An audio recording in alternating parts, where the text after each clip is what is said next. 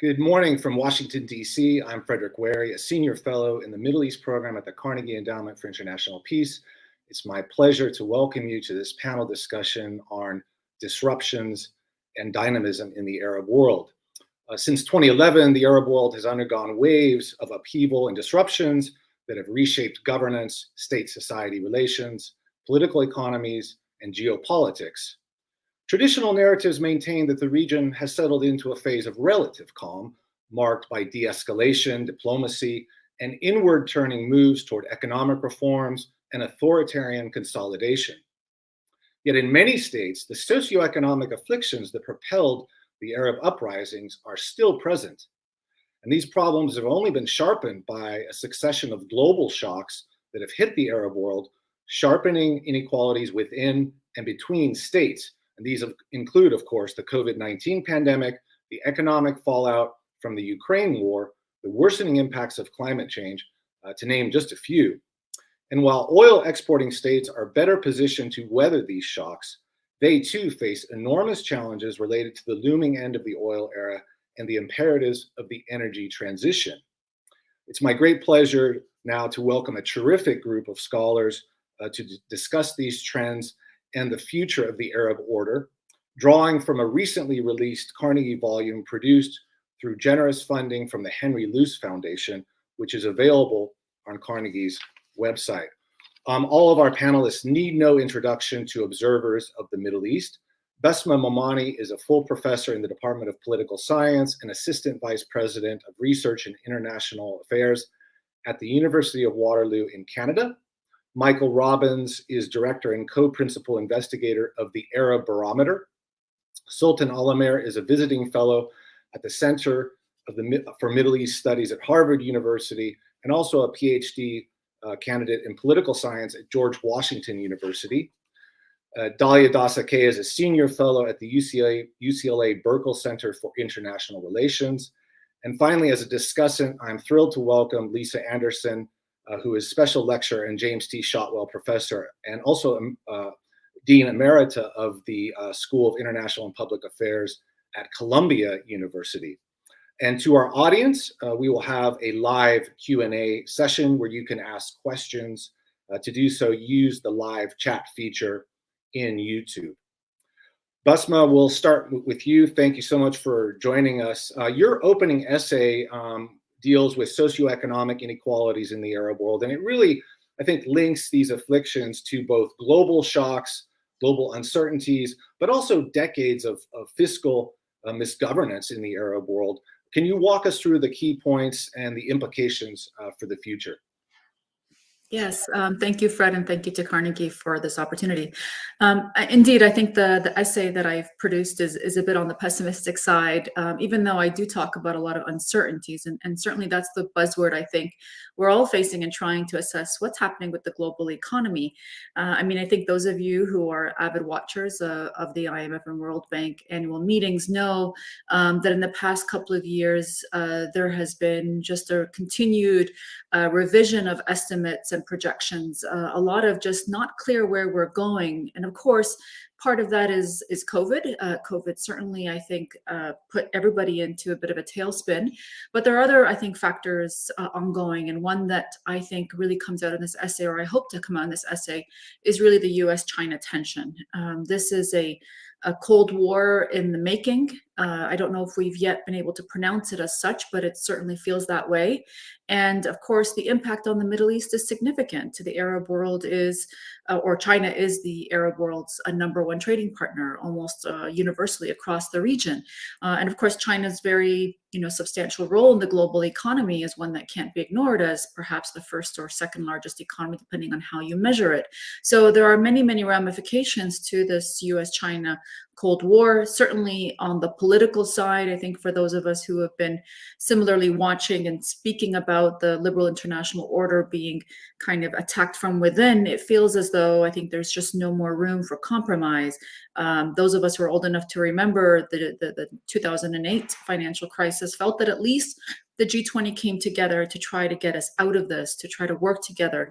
That sense of multilateralism is gone. And so the broader macroeconomic challenges are not just, I think, just supply chain disruptions and inflation, but it's also the reality that there's just no political goodwill to cooperate in the same way. And we haven't even gotten into the populist nationalist pressures that exist globally, certainly not just in the United States with Trump or Trumpism, but it's also beyond that, and including the Middle East.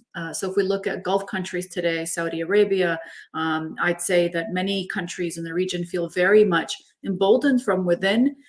They want to chart their own path. We saw China's very interesting, I think, rapprochement between the Iranians and Saudis as an opportunity for China to also exert more influence in the region. And I think for countries in the region to, like Saudi Arabia, to exert more regional independence or independence globally from old allies, including the United States and the West. So all of this, I think, is just part of the challenges. And I think the implications of this, as always, is really going to hit the most vulnerable hardest. And that includes both within the region, the vulnerable being countries that are often oil importers or labor exporters, depending how you want to call it. But it's Egypt, Jordan, Lebanon, countries like Morocco, others who are increasingly not only linked heavily to the global economy as tourist destinations, as obviously oil importers, but for some countries like Egypt, being dependent on Gulf investment. And the Gulf itself is now more populist nationalist, as I said, and don't feel like bailing out other Arab countries for the sake of, brotherly love, so to speak. So it's a really tough environment, again, politically and economically, and the vulnerable are going to be hurt the hardest. I'll add to that youth, which are really, I think, both the future and obviously the most important segment socioeconomically to watch, because as you alluded to earlier, frustration of youth is never a good recipe for any country.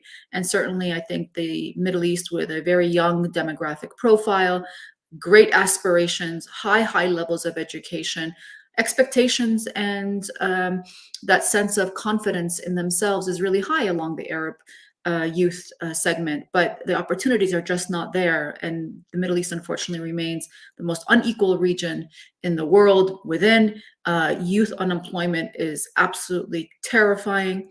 And I think this all means, frankly, that the political environment in the countries are not going to be as stable as we think they are. Terrific, great points, and that's really a great scene-setting presentation that raises a lot of other themes we dealt with in the study.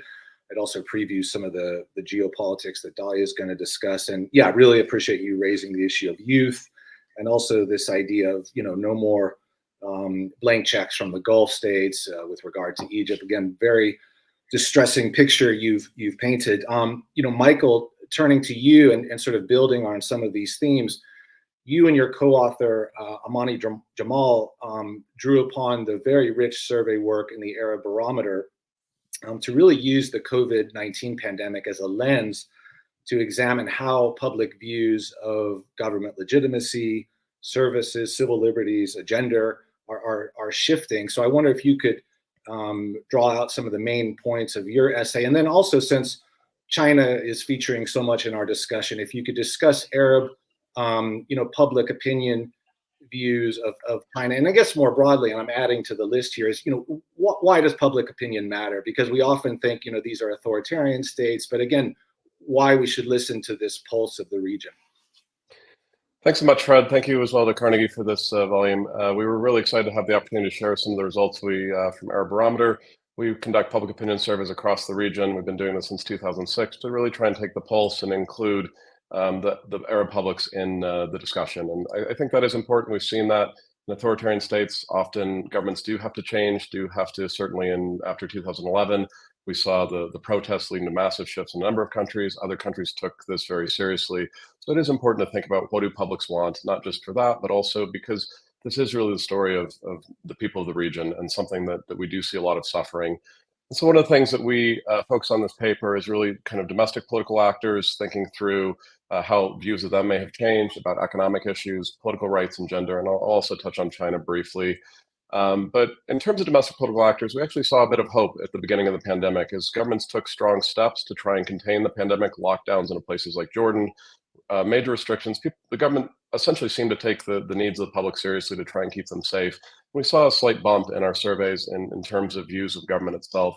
This really started to decline pretty dramatically over the period of the pandemic as the pandemic spread, as lockdowns were not as popular, as there were significant challenges. And we do see that there's essentially been a loss of trust in the government out of the pandemic. And a large part that seems to come from the economic conditions that resulted. We do see that even though the economic conditions were quite low, in many countries lower than they were in 2011 in terms of public perception, we see that this has actually fallen pretty dramatically. And in fact, this can be seen very clearly on a number of important issues. For example, these are formerly middle-income countries, still some are considered middle-income countries, but in a place like Egypt, 2/3 of people said that they've gone hungry in the past year. They haven't been able to afford food. And half the countries we surveyed in the last wave, and 6 of 12, majority said that they could not afford food at some point during the past year.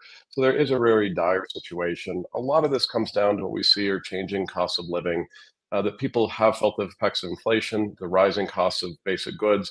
And so a lot of people say more than a lack of goods, it's really the rising costs, that there isn't a way for them to afford their lives, that this has really been one of the main effects of COVID. And about 1 in 5 really say this has been the primary effect of COVID. It hasn't been health related, but it has been related to either the economy or the job market. And so we do see the economic effects of COVID really being long lasting. And in effect, outside of Morocco, we don't see the government having, people perceiving the government having done much to help them in terms of either economic benefits or some other type of aid to get them through this crisis. So the start of the pandemic seemed like it might be more positive for governments of the region, but overall, as we've seen the economic challenges rise up, these challenges continue. People have become more pessimistic in the vast majority of countries towards their basic governments. And we also see one of the other elements that's coming out is the wealth and perceptions inequality, that as there were certain winners and losers potentially from the COVID pandemic, we do see that people perceive the wealth gap as a problem, and the vast majority across the region are saying this is growing significantly in the past year, that this is not just something that is stagnant, but it is growing as a problem. And so people do perceive that this has really had a huge effect on their economic well-being, as we've seen, as Vespa was mentioning, the economic challenges. This is something that citizens really do feel, and we have seen the lowest ever marks in many countries for how the economy is doing at this point. We also looked at a few other elements, and one of them was political rights. And so this was something that was particularly restricted during lockdowns during COVID. We saw some governments taking the opportunity, in a sense, to use COVID to perhaps crack down, to limit the basic rights that citizens, may have had, or to at least to make them even make those rights even weaker. One of the surprising things we found is that citizens actually perceive, perhaps as lockdowns have been lessened, that they do have a greater right to freedom of expression, freedom to gather, freedom of association, other elements that we have seen a slight increase. And in part, that may be twofold factors. One is that we did see a significant decrease in this from 2016 to 2018, and maybe in some ways a change back, that people have forgotten kind of that older feeling, but also the changes as these restrictions have been lifted, that likely this is another factor, that people feel that they have more rights than a couple of years ago. So even if that isn't necessarily improved from the past, but people are still overall pessimistic. In the vast majority of countries, majorities say that they don't have the right to freedom of expression, that they don't have the right to protest or peacefully or demonstrate peacefully. So there still is a major problem here, but it hasn't necessarily affected at least the public perceptions to the degree we thought they might. On a third issue that we looked at, which was gender, it is one of the key issues across the region, is women's equality. And we actually see some good news here, that historically there's been a perception that men are better as in public leadership, as political leaders, and that men also should have more say in the home.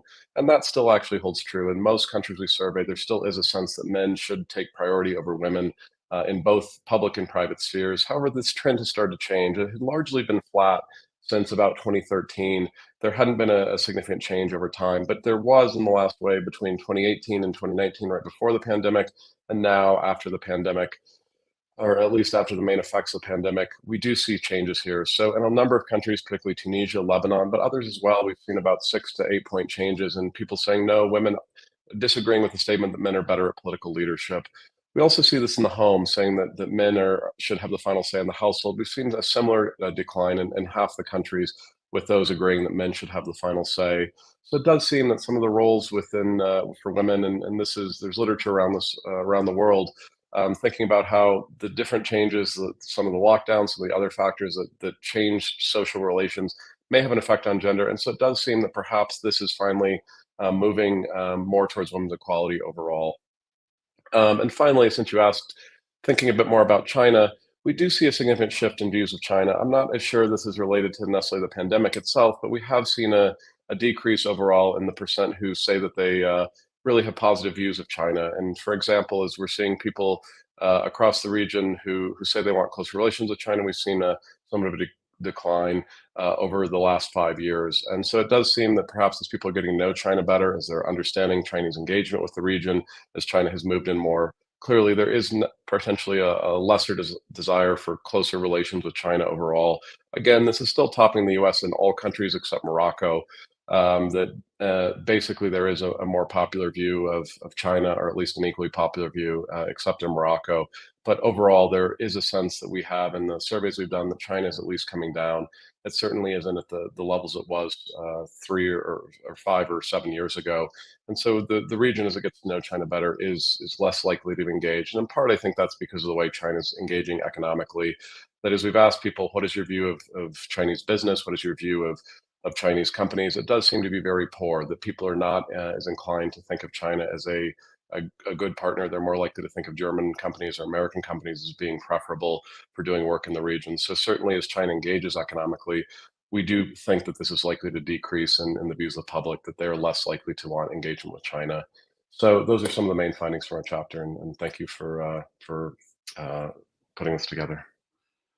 Fascinating. Thank you so much for covering so much ground and some great points for our discussion. And really rich set of observations that in some cases runs counter to common perception. So Sultan, building on that, I want to turn to you.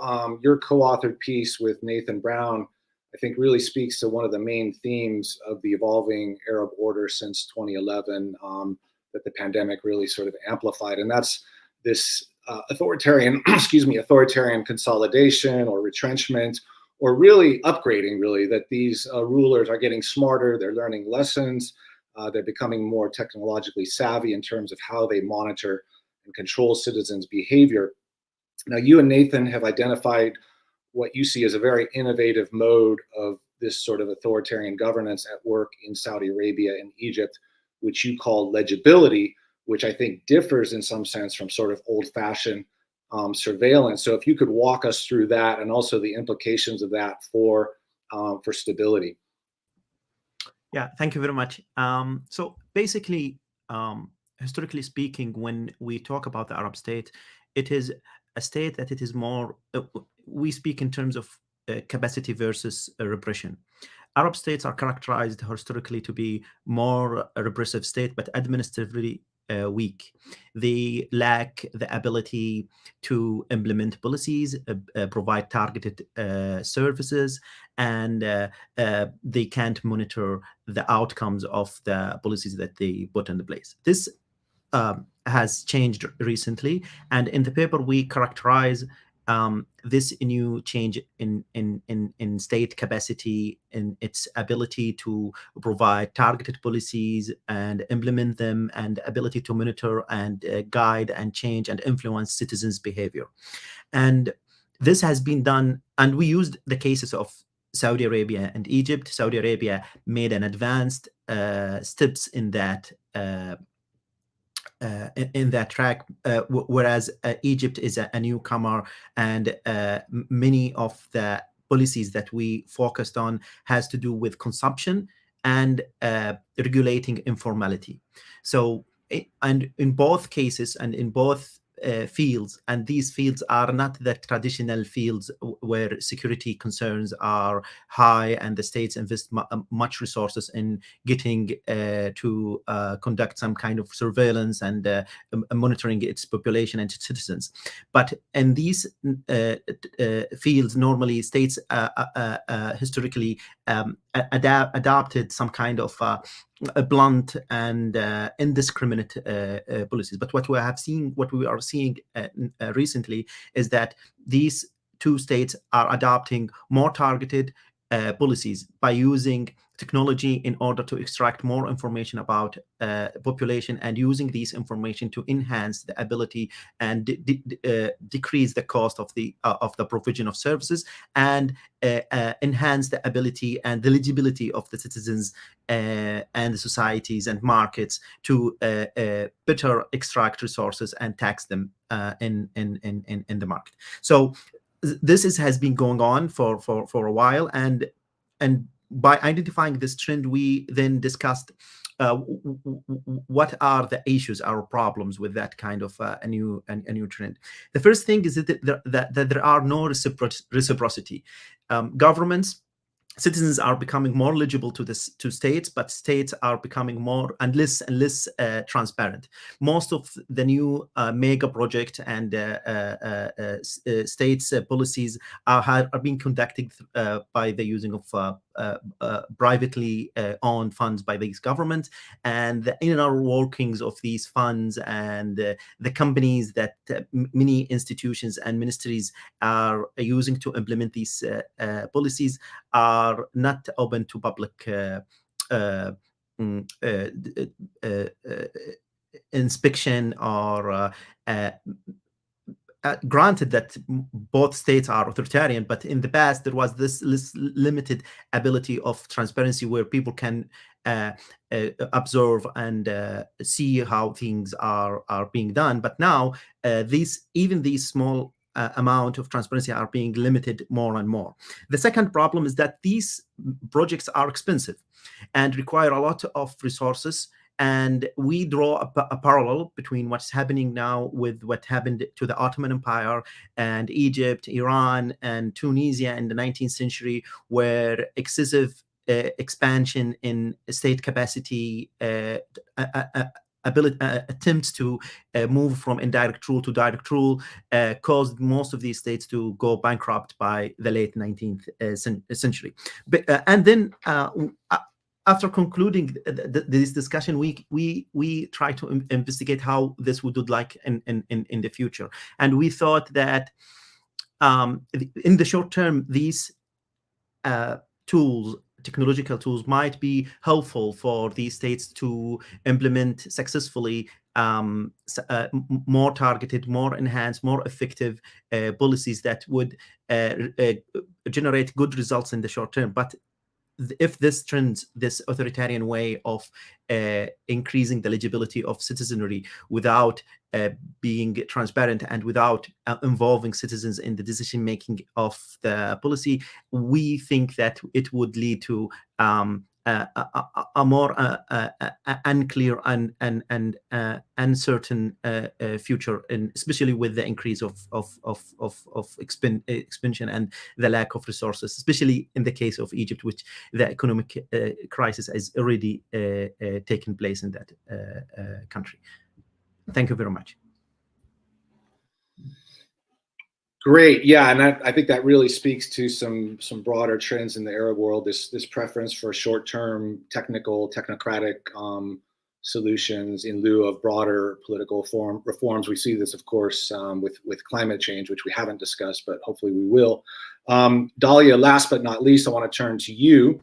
You and I authored the concluding essay on geopolitics, which I think takes stock of the trend in Arab de-escalation and détente, but the essay also brings in the often ignored domestic dimension in Arab states as a driver for this reshuffling of the regional order, in addition to local perceptions of the U.S.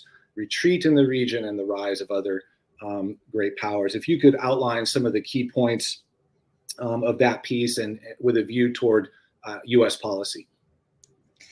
Thanks, Fred, and thank you for the opportunity, and congratulations on a great volume. And it was a pleasure to write this with you. So our chapter zoomed out a bit, looking at these regional realignments and the new global context. There's a lot of points to make. I'll focus on three. Fred, you just mentioned one of them, which is that We do, this idea that all of these realignments and de-escalation that we're seeing, a very common argument is that this is all about the United States, the region's reacting to the United States, and there's no doubt that what the US does or does not do has a great amount of influence on the region. But we also suggest that, the region has its own agencies. States have their own agency. They're increasingly assertive. And we do make this connection between the domestic confidence that we're seeing, largely as a result of these states, frankly, succeeding in suppressing the Arab uprisings. And this has given confidence that they no longer need to play out their ideological conflicts in the neighborhood. So we do inject that domestic element to make an argument that it is not just about the United States, why we're seeing this kind of new dynamic element in the region. The second, I think, area we spend a lot of time on is we survey the various de-escalations underway and realignments. And while they're certainly positive, we also point to a lot of the limitations of all of these developments. I'm not going to go through all of them here, but of course, one of the most significant ones is the end of this, or for the time being, end of the intra-Sunni divide and fissure between the anti-Islamic Islamist bloc led by Egypt, Saudi Arabia, and the UAE against Turkey and Qatar. That's, that is by and large over. And that, of course, is helping to tamp down and de-escalate conflicts in countries that, Fred, you focus on quite a bit, like Libya. The other big de-escalation underway, which is getting daily headlines, is, of course, Saudi-Iran. It didn't start with the Saudis, the Emiratis, as they often do. In the case of with bringing Assad in from the cold, the Emiratis kind of led the way. And now we are seeing this normalization between the Saudis and the Iranians, brokered by China. So, this is all good news, of course, in terms of trying to reduce the potential for a renewed conflict in these devastating wars like Yemen. But what we do argue is that all of them have, it's not clear yet how sustainable these efforts are. There's a lot of mistrust that remains among all of these parties. There's also a lot of euphoria about these developments as if they're brand new. But, if you put it in context, the Saudis and Iranians have been rivals for a long time. Their relationship has ebbed and flowed over the years. At the end of the day, they're normalizing relationships that were already there. So, of course, we're not saying it's not good news, but we should also, stay calm and measured in our response of how far this will go. And that's not to mention the fact that we have the continuing not so shadow war between Israel and Iran and continuing tensions between the US and Iran. So peace is not breaking out in the Middle East. And if we need any reminder of that, the horrific conflict underway in Sudan now is, I think, a rude awakening that these fissures are not completely done. And then lastly, we look at the international global landscape and this, new era of multipolarity, great power competition, which all the regional players are navigating. And we really challenge these very, we think, kind of simplistic narratives that, China's taking over or the US is leaving. And we try to add some reality and complexity into those narratives. Even if the regional states didn't have this very strong perception, which they do, that the US has left them. That's not quite the reality, but that is certainly the perception. Even if that was the case, China is not disappearing from this region by pure economic and energy calculus alone, as we just heard earlier. Lately I'm seeing a lot of responses saying, oh, why is China so involved in this region? It was the Aramco attack in 2019, and certainly that had a big impact. But let's face it, Mohammed bin Salman was starting to visit China long before that. His first trip was in 2014. Saudi, Chinese trade relationships have just absolutely expanded exponentially. If you look at the numbers in 1990, there was something like 400 million in trade. By 2019, during this year of the Aramco attack, trade had already gone up to over $70 billion. So China's has staying power in this region, regardless of what the United States is doing. It doesn't mean China's taking over the region. And same goes with Russia. They're more opportunistic, but they have shown their staying power both in Syria, as well as, their ability to blunt the Western effect of Western sanctions because of the Ukraine war in their very lucrative relationships with a number of regional states, particularly in the Gulf. So I think these ideas that, if only the U.S. would give more arms, more sanctions, more military force presence, that, the U.S. could get back to where it was before is just kind of not really in touch with the realities that we're facing in today's Middle East. And the other, I think, important point to underscore here is that the neighborhood is not just hedging. They're doing a lot of that, but they also, a number of these states with the authoritarian consolidation that Fred and others refer to, they also find a lot in common with some of these other global patrons. They're not going to the Eastern option because they're being forced to it. They actually are welcoming it in many respects. So we conclude that this veneer of stability and de-escalation is real and should be welcomed, but without addressing the underlying socioeconomic pressures and governance challenges that the rest of this volume is dealing with, we really think that the potential for the reemergence of instability that could again spill over across this region is still very much there. So not to end on too pessimistic of a note, because we do want to welcome this great emergence of peacemaking in the region, but we do counter it with some dose of realism. Great. No, that was a cautionary note, not necessarily a pessimistic one. So some really great points there, and especially appreciate you bringing in the issue of the ideological affinity between local autocrats and powers like China and Russia, especially in contrast to the US, which imposes more conditions, albeit unevenly, on its assistance.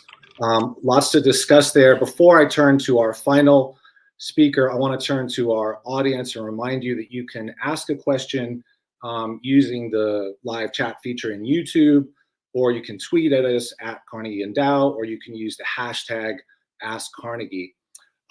So now I'm very pleased to welcome our discussant, Lisa Anderson, who has the unenviable task of tying these threads together, commenting on them, and also offering her thoughts on the future of the Arab order. Lisa, you've tackled a lot of these themes in your own writings. I want to mention, of course, your excellent piece in Foreign Affairs recently on the U.S., sort of the demise of the U.S.-led order or U.S. ambitions, but also an earlier piece you wrote in Cairo, the Cairo Review, on the Arab order, which I think echoes a lot of the themes in our study. So again, over to you, your reactions, comments, and please feel free to address the panelists with questions. Thanks very much, and thank you for including me in this program and for the volume itself, which I think is enormously fruitful. And I hope everyone who cares at all about the region takes advantage of the work that you all have done. I want to perhaps start with a question that I will pose to everyone involved.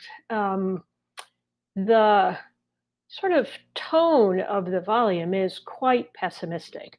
A lot of discussion of worrying trends and darkening horizons, and you get some of that in this panel. But I think one of my questions you have to ask is sort of, so what do we think is actually going to happen? And I want to come back to that a little bit, because I think one of my questions that provokes that question is, who's listening? Who do we want to think differently about the region? And why is it so difficult to get some of the issues that you and your colleagues, Fred, have surfaced onto policy agendas of people in Washington, but for that matter in Europe or anywhere else in the world, who are making policy on and in the region? Why is this such a difficult kind of conversation. My sense is that there's a lot of, essentially whistling in the wind of people, thinking that what we did yesterday is going to work tomorrow when it has demonstrably failed yesterday, and yet we don't have very many ideas about alternative approaches and strategies. That's probably true of the United States and foreign policy in general, but it certainly seems to me to be true in terms of American foreign policy to the Middle East. So why is it that we don't see the looming problems that this volume so powerfully suggests we should be confronting?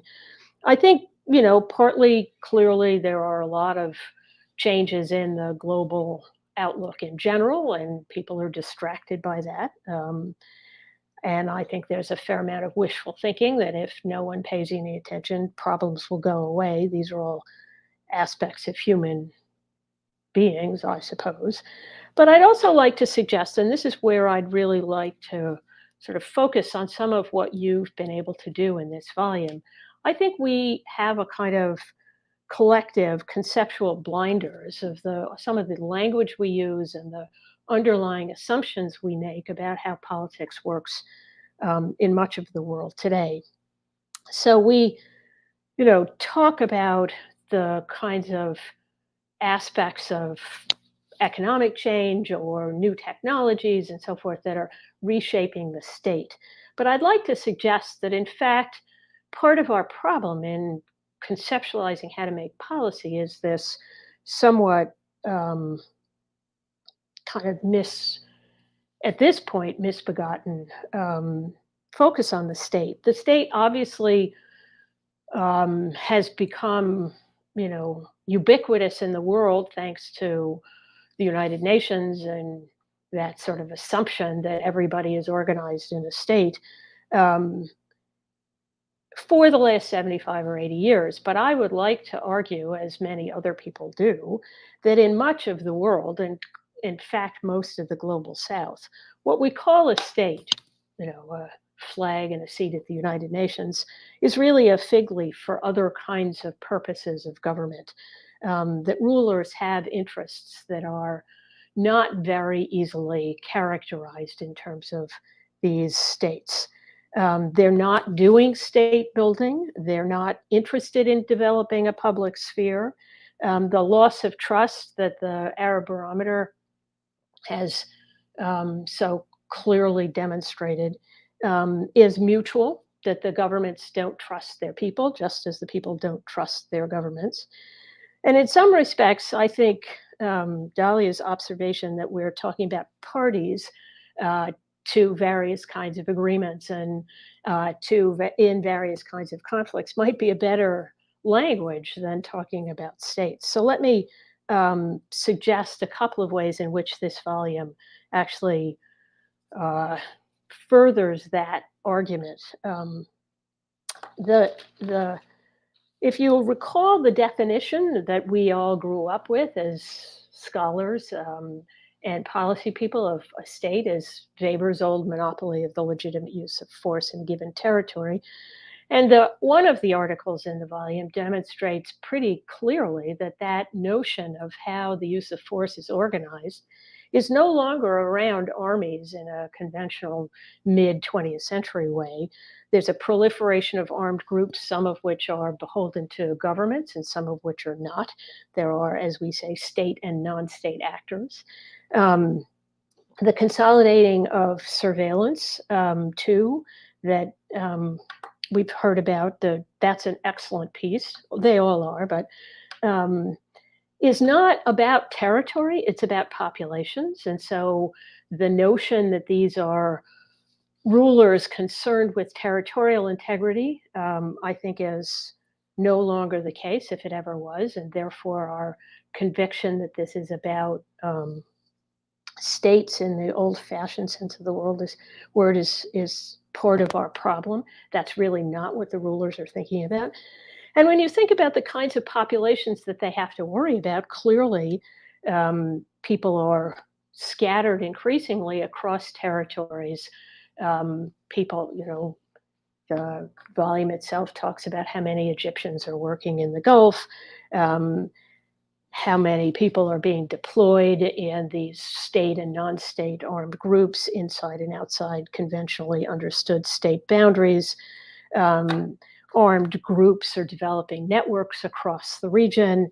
And in fact, I would argue that there are also business networks across the region that are sort of public-private partnerships that don't reflect very much of, again, what we would conventionally understand as state interests. So my sense is that you're really describing a landscape that has not only changed quite dramatically since the uprisings, or perhaps since the financial crisis of 2008, has empowered certain figures, certain parties, certain rulers, if you want to say that, and weakened others. But it's also beginning to be a substantial shift in the way many people, both among the citizens and among the rulers, conceptualize their opportunities, their responsibilities, and so forth, a kind of gestalt shift. And from that perspective, I do think if we can move away from the sort of assuming that these are states and actually asking whether in any given moment they are behaving as states or as business interests or as other kinds of identity groups and so forth, I think we would understand a lot better what kind of interlocutors we're interacting with and what kind of policies we might pursue. So let me just suggest that I think that the observation about the extent to which the investments that are being made by, I would describe these managers in surveilling what I would increasingly describe as their employees and customers rather than rulers and citizens, those investments are in fact very, very expensive. And the likelihood that a number of these governments go bankrupt seems to me to be pretty high. So we are looking at a situation that we've seen before in the region 150 years ago or so. And I wonder whether that wouldn't give us an opportunity to think about what the future might look like. Because just as the imperial powers of the day were sort of public-private partnerships, I would imagine that we will see, as these governments unravel in bankruptcy, that we will see public-private partnerships coming in the modern 21st century way, sort of pick out what might be profitable and leave the rest. And that's not a pretty picture, but it might be worth thinking about that as a way to think about the future. So yes, I think the horizons are darkening, but I think we probably want to try and pick out some of the trends that'll give us a little bit of purchase on how exactly this will likely play out in the next decade or so. So let me stop there. I think it is, as you can tell, enormously provocative. And I look forward both to the discussion now and to any subsequent discussions that this volume produces, because I think I would love to have more discussion of these kinds of issues in the policy world. Great. No, you've really raised, well, a whole nother study, which is what think tanks like to do. So again, I really appreciate you raising some super provocative issues, and especially this notion of the conceptual blinder, the misbegotten notion of the state, especially appropriate to a country you and I focus on, Libya. What is the state? The devolution of state-like powers to other actors, and I think the need for a new vocabulary to describe this landscape. And the essay that you alluded to on armed groups is by Eleonora Ardemani, and she gets into what's called hybrid security governance. So again, formal and informal actors working side by side. Again, and your last point, I think, on private, public, or government partnerships raises the issue of what do we talk about when we mean belonging in these entities? Are we talking about citizens, customers? What kind of social contract is arising in the region? And I think you're right to push us in the direction of the future that may not be one of complete catastrophe, but reconfiguration. So again, a lot of provocative points. I want to turn it over to our panelists for some reactions, and especially this question, who's listening, or who should we address these points to, and why is it so difficult to get the issues on the table? Anyone want to start out with that question, or any other points that Lisa raised? I'll jump in. Thank you, Lisa, for the interventions and the commentary. I think it's really valuable for us to really push us further. I mean, I think what really stood out to me from your comments is this question of, what's the engine of growth? Who's going to get us out of this misery that we're seeing the region in? I mean, the numbers are pretty clear. And I want to say that's really more for the resource poor countries. I mean, there's a flip side observation, which is the Gulf region is super optimistic and is growing. And there's a lot of development, a lot of government investment. So, it's a bit of a two-tailed story here. But on the resource poor countries, this is the ultimate question. Who is going to get these countries out of the situation they're in? I mean, one looks at Egypt and Lebanon, which are on the brink of absolute collapse financially. And it's no longer, I think, the argument of the 1990s or early 2000s that we held so long, which was that the private sector was the engine of growth. I don't see it. International investment, despite years of attracting and trying to put in the so-called regulations to attract them to come invest in the region, have not panned out.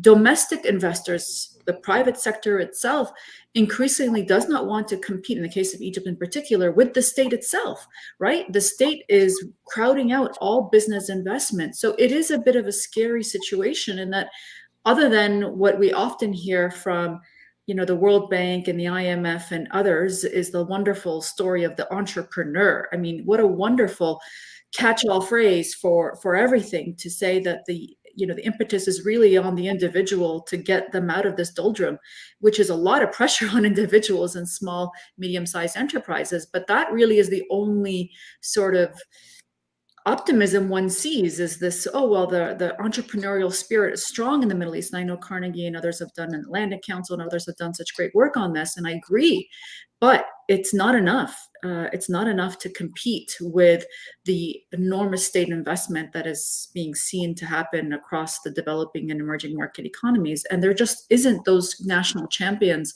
throughout the Middle East, particularly in the resource poor countries, that are successful at really getting the region out of its economic situation. So that's why I think I'm pessimistic, but I think asking the really important question of what is the engine of growth?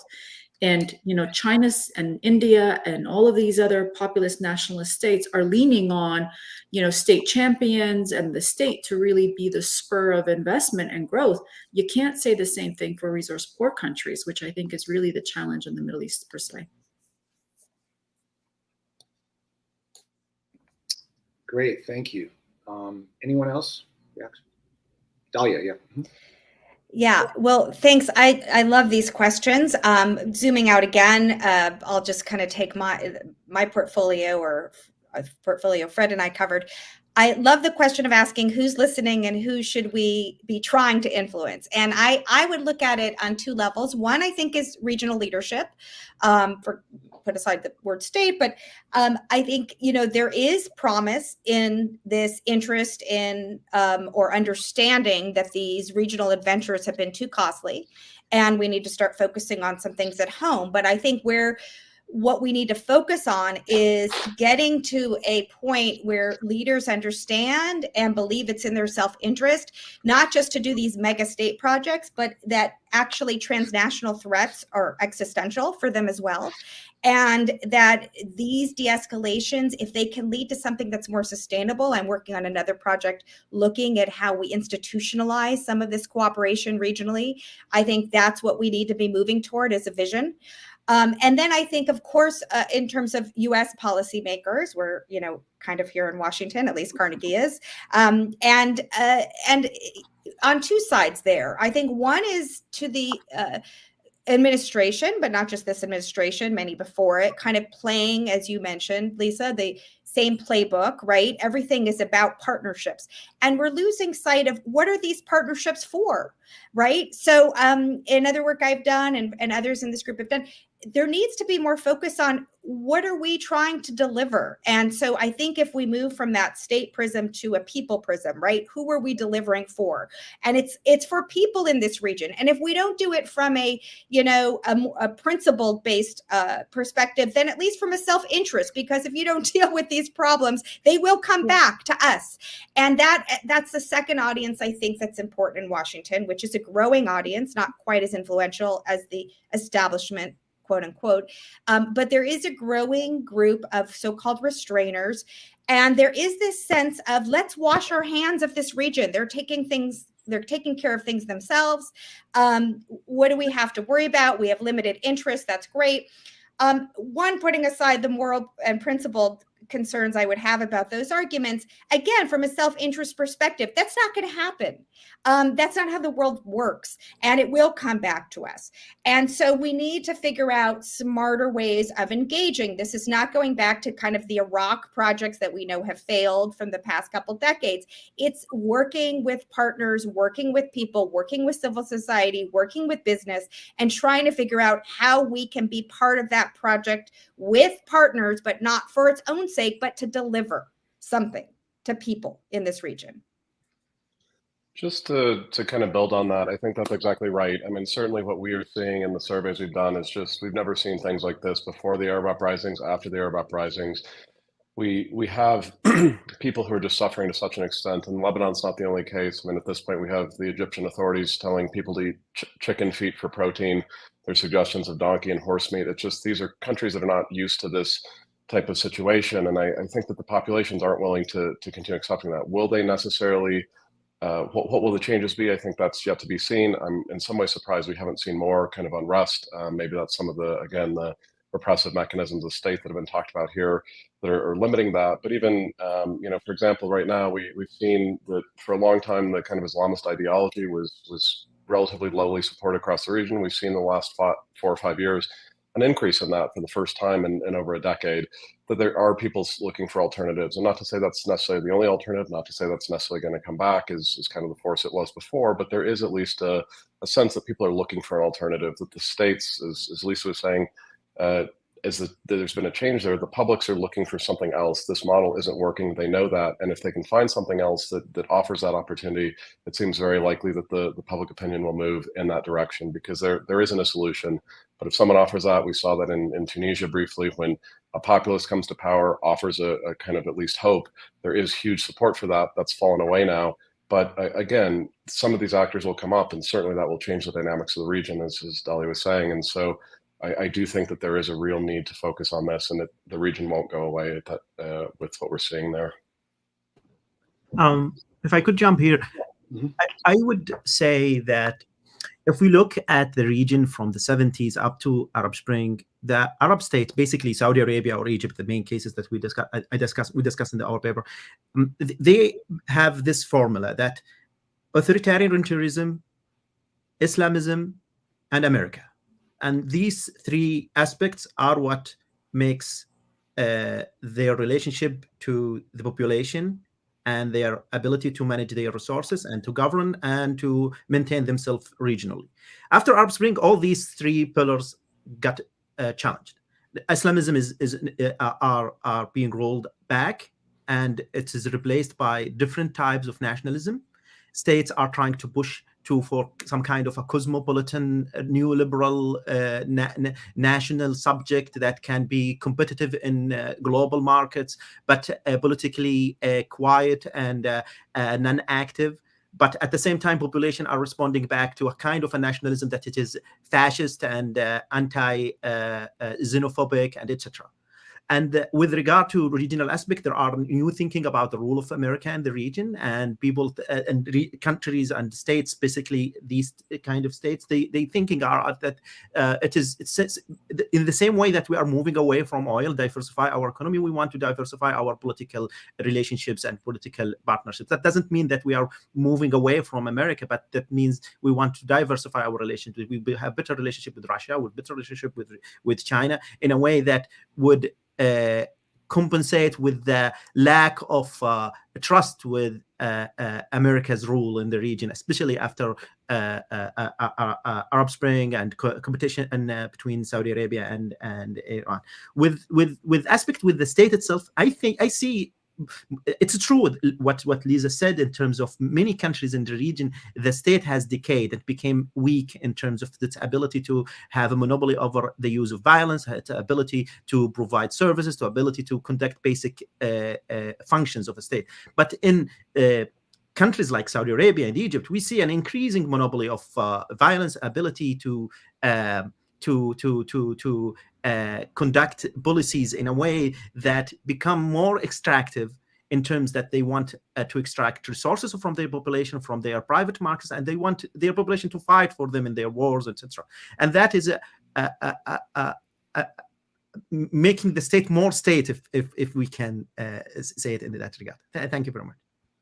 Super great points, Sultan, and I appreciate you bringing in this new sort of ruling bargain, this construct that you described of political illiberalism, so-called social tolerance, economic competitiveness, and this sort of new nationalism that's springing forward. We've got one question from the audience. If you could answer it briefly, Sultan, and I think echoes a lot of the points that you raised. It's actually on the NEOM, the smart city, and this question is referring back to the title of our collection. Do you see the NEOM project as evidence of Arab dynamism, or is it disruptive or distracting? Sultan. Yeah. I would say in Silicon Valley terminology, disruptive is a good thing. Right. So it's disruptive in this both senses. Right. It's disruptive in terms of how they think of building new cities, and it's disruptive in terms of their impact regionally and economically, and that. So I would say that this project would require a lot of resources. The state itself promising that the money will not come from the state, it will come from foreign investment. We're not seeing that coming yet. But so if it ended up being done, and I think it is the main project that the government in Saudi Arabia thinks that it's on pyramids, it's on signature in terms of, and that would require a lot of opportunity cost in terms of funneling and channeling most of the resources of the country into this project. Whether it is designed for the Saudi people, it is explicit that, and we've seen some leaks that this piece of land where NEOM would be based on, it will be some kind of has an autonomy in terms of its laws and its government, that it will be governed by companies. It will be people there will be called Newmans. Some officials and NEOM have some leaks about what they be called, and that is a neoliberal utopia. People in Silicon Valley and other places would think of this kind of relationship between government and state is optimal. It's desired, and it is catered to this kind of audiences. But those are great points. And again, we could talk. I could listen to you forever on this, but you've really, encapsulated a lot of the, important points on Saudi Arabia, but also the broader themes of the discussion. We have run out of time, but I think you've circled us back to this important point of statehood, right? And what does it mean to belong to these states that Lisa raised? We have certainly not, ended the conversation completely. I think there's a lot more to discuss. I want to thank all of our four panelists for a really rich and illuminating discussion. I want to thank especially our discussant Lisa for really raising some issues for follow-on study and inquiry. Thanks to our audience for joining us and for the question. And again, you can access the entire volume, Disruptions and Dynamism in the Arab World, on Carnegie's website. So again, my apologies for cutting the conversation short, but we are out of time. Thank you again, and goodbye from Washington.